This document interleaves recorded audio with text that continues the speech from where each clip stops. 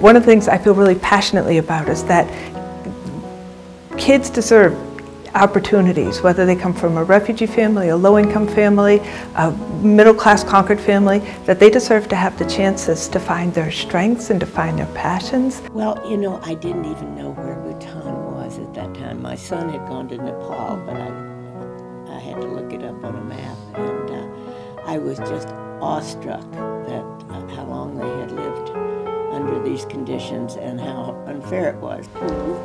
First time when I come in here, it was snowing. All place gonna be white. I've never seen snow before. And with I don't have for the jacket, I just have for the regular colors, for the Africa colors. And I will cold, and I was scared for the snow because I've never seen it before. But when I hear for around 3 years and people like explain to me it was snow, because every summer, winter time it's gonna become for the snow. That's what people told me. It was very sad. They were such a wonderful, warm, friendly family.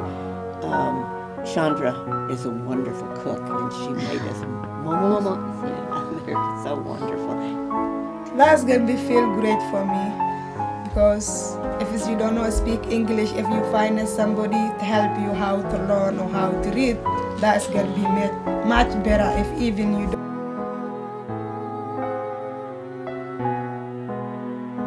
With Cheryl. She came on, and before we had circles, and then the circles spun off of our help to her.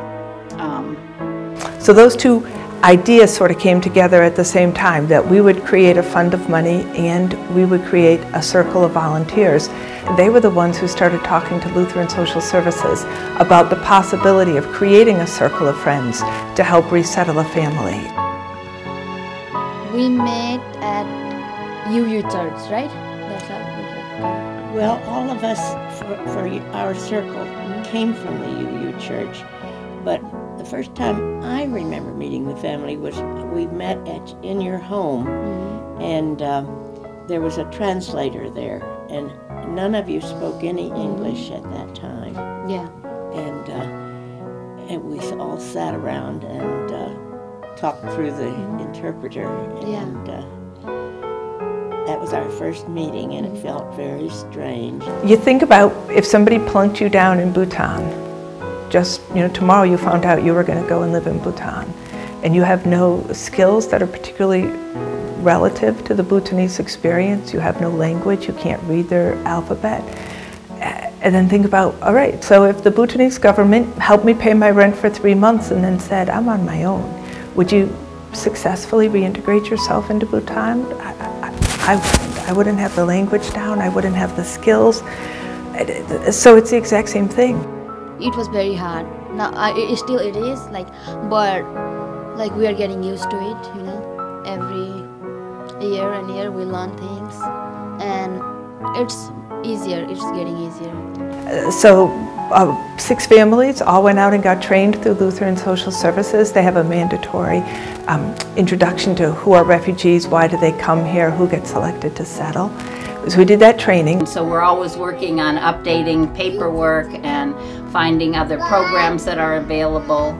And I'm start for the keep to learn to say people how if they ask me something, and I will explain what I need, and I need something to do or something like that.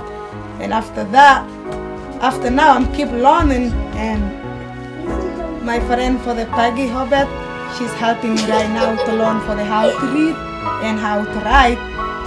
And then from there we just decided it worked so well that we would start forming more circles. So a little over a year later, we welcomed our first family from Bhutan, the Rai family. I can still remember that I had seen her at church selling tomatoes, but I didn't know who it was at the time. And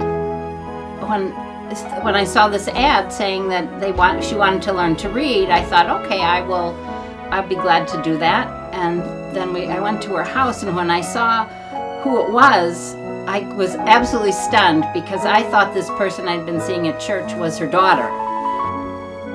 They helped me a lot with Peggy and Cassie Chossi, Cheryl, Sky. They will UU Church. They all people, they helping me there in UU Church. In return, you get so much back. This has been so rewarding to me to be part of Batulo and Salad's family. Extremely, extremely rewarding. It's just the most wonderful family. I don't see enough of them. My kids have new friends, so in every way it has been this wonderful experience for us. Well, it's been a wonderful experience for me and opened my eyes to how much we have and how much is needed. And I hope that a lot of other churches would do this work too. We are, I think we have 5 now and starting a 6th circle.